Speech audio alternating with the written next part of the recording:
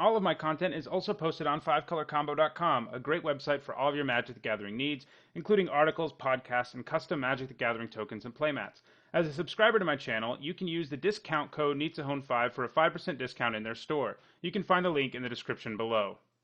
Hello everyone and happy Halloween! I'm Needsahone, and each and every Friday I post a new MTG related top 10. Over the past few weeks we've been celebrating Halloween a little early by doing Halloween inspired top 10 lists. Last week, for example, I did spiders, and the week before that we did vampires. This week, the Friday closest to Halloween, we aren't messing around with Halloween inspired. This list is just straight up about Halloween. Now, unlike some of my lists, this list is not arranged in order of how good a card was and how many tops 8 it achieved. This list is much more subjective and based entirely on my own opinion. This top 10 list is more flavor-themed, and in it I will count down the 10 Magic cards that remind me the most of the spooky holiday that comes around every October 31st. Now let's go ahead and get started. With this particular card, we're going to do something a little different and look at its art first, as the art is what makes me think the most about the Halloween regarding this card. In this image, it is clearly a cool autumn night. The trees don't have leaves, but it isn't so cold that there is snow around. On top of that, it is an image of a cemetery. Autumn and cemeteries are two things that really make most of us think about Halloween. In fact, the original holiday, All Hallows Eve, which had a pagan precursor as well, was actually a celebration of the time when the dead could return to Earth.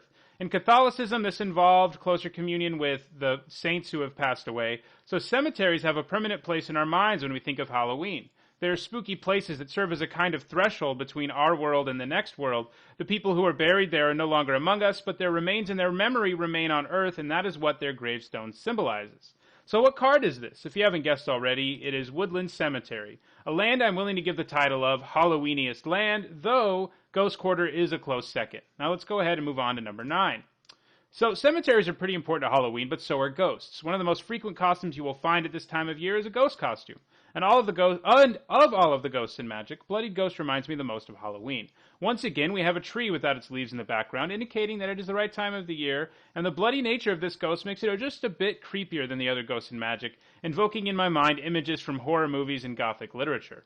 Speaking of Gothic literature, at number 8 we have Headless Horsemen. If you didn't know, in Magic's early days, it didn't always focus on fictional planes, and this card actually directly references Washington Irving's favorite book from our world, The Legend of Sleepy Hollow, as you can see from the flavor text. In the book, set in 18th century New England during the fall, the ghost of a Hessian who fought in the Revolutionary War and was beheaded seeks out his head and terrorizes the townfolk of a small town called Sleepy Hollow. It has been adapted in multiple ways, including into a film starring Johnny Depp that is fairly popular this time of year, as well as into a number of different plays that are also performed this time of year as well. Hard not to consider a card that references an actual fixture of Halloween as one of the Halloweeniest cards of all time. Now, on to number 7. At number 7, we have another card that represents a creature commonly seen around this time of year, a zombie. There are many zombies that could make this list, but for me, the card that most reminds me of Halloween is Walking Dead. This is in part because of the art, which displays a much more horror movie-esque zombie than a lot of what we see on more recent cards, but it is also the name of the card itself. Since this card was printed, a hit comic book series and a TV show based on it have used the same name, and that series is usually shown in marathons this time of year. What's more, the Walking Dead TV show usually starts a new season right around Halloween, so the show in general and the name of this card, Walking Dead, makes me think of Halloween. At number 6, we have more than one card, all the cards associated with Bog Brew Witch. Like zombies and ghosts, people very frequently dress up as witches in Halloween. What's more, witches are featured in one of the most popular, and maybe even the most popular, Halloween movies, and that is Hocus Pocus. In the movie, 3 witches seek to brew up a potion in their cauldron that includes, among other things, newt. So Bog Brew Witch, her bubbling cauldron, and the newt that she uses in that cauldron are all very flavorful for Halloween. The cards also very flavorfully work their best together. The witch can search for either the newt or the cauldron, and then once you start throwing newts in your cauldron with your witch in play, you produce an 8-point life swing and give a creature -4/-4. I think that a Bog Brew Witch deck is a serious contender for the Halloweeniest deck one could make. Now let's move to number 5. I've mentioned costumes a lot so far in this video, and I don't think any MTG list related to Halloween can be complete without including at least one mask from Magic's history. There are a surprising number of them, 24 in total, but I picked the one that I thought was the creepiest, Jester's Mask. Halloween is all about putting on scary costumes, and I would definitely be afraid of someone wearing this mask, and what's more, this year there are these weird reports of these people dressed as clowns terrorizing people here in the United States, and that's sort of what we have here with Jester's Mask, is a creepy clown mask. At number 4, we have another card that is an embodiment of a frightening creature from Gothic literature, Frankenstein's monster. Mary Shelley wrote about this creature in the early 19th century, and in the book, a scientist finds a way to reanimate a creature made up of various dead body parts that he has stitched together. Film adaptations of this book are very popular around Halloween, including the original film and the comedic version of the story, Young Frankenstein. This card is also very flavorful as far as the story goes, as the creature is a 0/1 on its own, and actually it just gets immediately sacrificed if you don't have creatures in your graveyard to exile. But when it comes into play, it can exile any number of creatures from your graveyard, and then as Dr. Frankenstein in a way, you get to decide for each of these creatures you exile to put a counter of some type onto the monster. Your choices are +2/+0, +1/+1, or +0/+2. That's right, in the old days they had a bunch of different kinds of counters. They removed them because it's incredibly complicated to track in paper Magic. But either way, it's cool that you get these different options about what kind of counters to use, because this allows you to build Frankenstein's monster however you want to.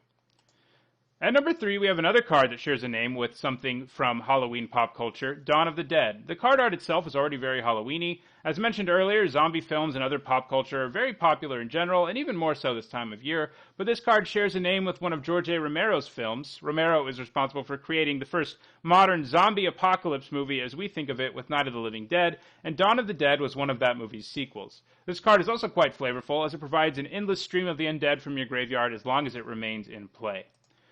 At number 2, we have a card that some of you may already know makes me think of Halloween, because last year in celebration of the holiday, I made a Reaper King deck for Commander on a budget, and yeah, this card seems very Halloweeny. For one thing, it is a scarecrow, something that people frequently decorate their homes and yards with this time of year, in reference to a couple of things. One is that the time of Halloween is also the time of year for the final harvest, and the other is that scarecrows themselves are just sort of creepy.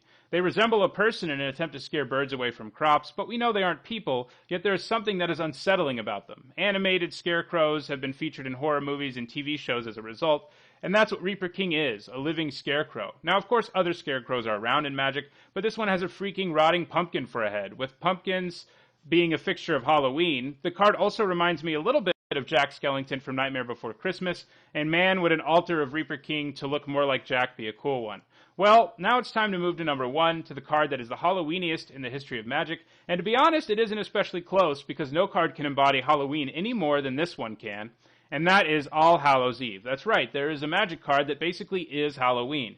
As I mentioned earlier, Magic cards didn't always represent things from some sort of fictional plane. Sometimes they represented things based on the literature or cultures from our own plane, and that's what we have with All Hallows Eve. The art features a pumpkin, in fact a jack-o'-lantern, a ghost, and some other spooky creatures, so there can be no doubt about the Halloween cred this card has. On top of that, it has an effect that is meant to represent the holiday, and I think it does a good job. First of all, according to errata, it gets scream counters, pretty Halloweeny. On top of that, once its 2 scream counters are removed, and one is removed each upkeep, you put it into your graveyard, and all creatures from all graveyards return to the battlefield under their owner's control. Like the traditional holiday, this All Hallows Eve card allows for the return of those things who have passed on to return back to the land of the living. Well, that does it for this week's MTG Top 10. If you enjoyed this video, don't forget to click the like button. If you have any suggestions for cards that should have made this list, mention them in the comments below. And if you want to make sure you get more MTG Top 10s and other MTG content from me, don't forget to subscribe. Thanks for watching, and have a safe and happy Halloween.